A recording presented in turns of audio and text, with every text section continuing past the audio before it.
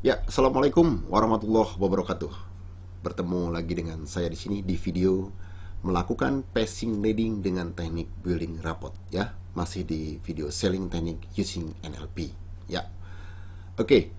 Kali ini saya akan menjelaskan tentang passing leading dengan teknik building rapport. Ya, apa itu passing? Passing itu merupakan proses. Proses apa ya?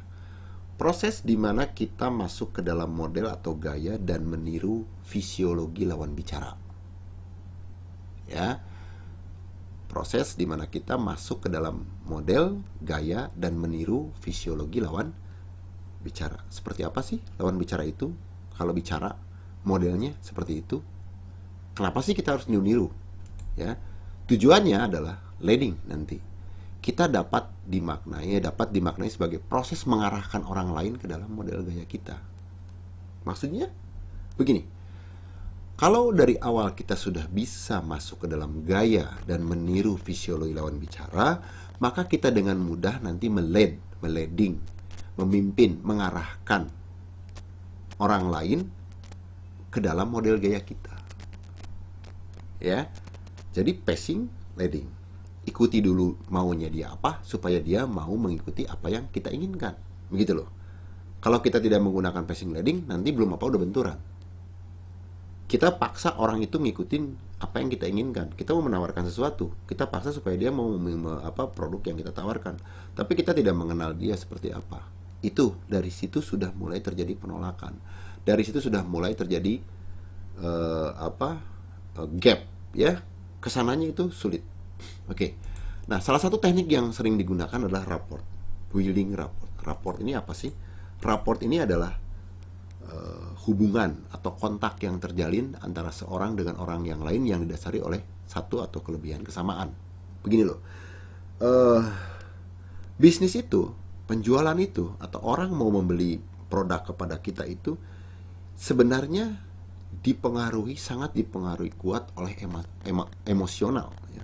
Oleh emosional, oleh kedekatan, oleh keakraban, oleh kepercayaan, oleh keyakinan tentang si penjual. Ya, kadang-kadang tidak penting apa produknya, karena lihat orang yang bicaranya, orang yang menyampaikannya, orang yang jualannya itu punya hubungan emosional yang kuat. Loh, kalau begini semua bagaimana kita? Kan repot, Pak, karena banyak sekali dong. Ya, orang yang mau beli, masa kita harus dekatin dulu kapan jualannya? Oh, bukan begitu maksudnya. Justru teknik NLP building rapport ini bisa mempercepat. Kita bisa seketika cepat dekat dengan orang yang baru kita kenal. Ya, makanya namanya teknik rapport. Oke, kita lebih detail lagi supaya Anda bisa melakukannya. Bahwa NLP bisa melakukan secara cepat agar orang itu merasa dekat dengan kita. Karena tadi prinsipnya bahwa orang membeli produk itu karena sebagian besar dipengaruhi oleh emosional, ya, bukan logika, gitu ya. Oke.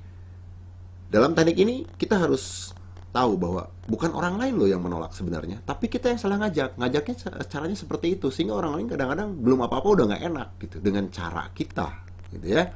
Oke, bagaimana? Kita harus membangun keakraban dan keharmonisan. Ada 3 hal yang Anda harus lakukan. Yang pertama itu pola bahasa. Ya, pola bahasa, ada orang yang ngomongin yang dari mana, daripada kita ini. Pola bahasa ini biasanya berkaitan dengan adat, dengan budaya, ya. Ini orang mana nih? Ini orang Sunda misalnya. Kalau orang Sunda itu pola bahasanya seperti apa? Ya, kita harus membangun koneksitas, harus connect dengan mereka itu. Seperti apa koneksitasnya, ya? Kalau udah nggak connect, teng tong gitu ya. Kalau di komputer kan kalau nggak connect bunyinya seperti itu, teng teng gitu kan. Itu menunjukkan ketidakkonekan. Nah, bawah sadar pun begitu. Kalau sudah nggak connect, wah, ini kata bawah sadarnya, ini bukan orang kita, ini orang lain, ini berbahaya. Begitu. Bawah sadar itu sangat terjaga, ya. Jadi misalnya dengan pola bahasa, kita tanya dia dari mana asalnya. Saya dari Cirebon misalnya. Oke, kita bukan orang Cirebon kebetulan. Misalnya kita orang Jakarta, dia orang Cirebon. Ini bagaimana? Ini sudah jauh ini urusannya. Cirebon dengan Jakarta udah beda budaya. Tapi kalau kita bilang, oh saya juga pernah main ke Cirebon. Cirebon asik ya. Di Cirebon itu banyak kesunanan ya. Wah keren, ada batik dan sebagainya. Bawah sadarnya orang Cirebon itu akan menangkap secara cepat. Oh, dia akan senyum. Kapan ke Cirebon? Pernah ke Cirebon ya? Iya nih, dan sebagainya. Itu jualan bisa jadi nomor sekian, tapi closing. Ya, tapi kalau kita belum apa-apa sudah membuat perbedaan, benturan, sulit. Mau beli apa mas? Dari mana mas? Cirebon. Wah jauh amat. Ya, jauh-jauh kok dari Cirebon, ngapain belanja ke Jakarta misalnya, atau dan sebagainya. Membuat orang itu belum apa udah gak enak ya. Dari pola bahasa ya, kita gunakan bahasanya. Nanti lebih detail di meta program ini akan dibahas lagi ulang ya. Intinya adalah membangun keakraban dan keharmonisan. Bangun itu dulu dari pola bahasa. Yang kedua dari gaya.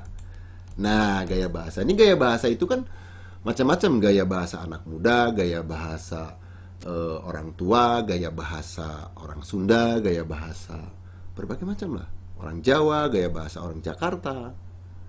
Kita masuk dengan gaya bahasanya. Ya. Kita anak muda nih. Ada orang yang lebih tua belanja beli produk kita.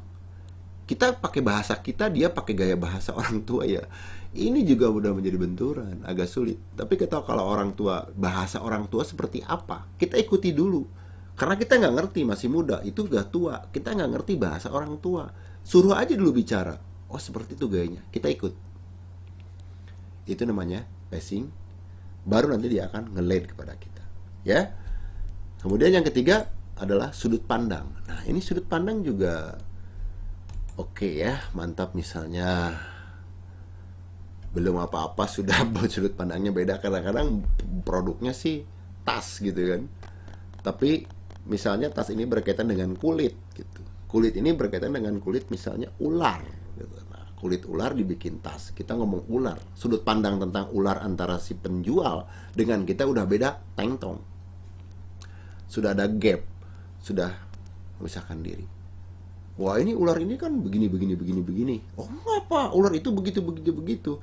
Bukannya soal benar dan salah, ingat itu.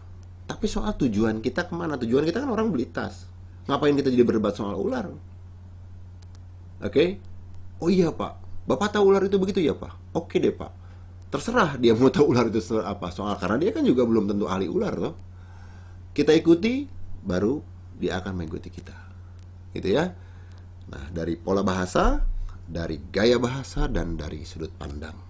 Oke, nanti Anda bisa berlatih juga tentang rapot ini. Biasanya dari apa?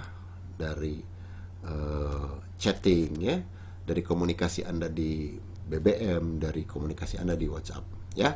Itu saya kira tentang teknik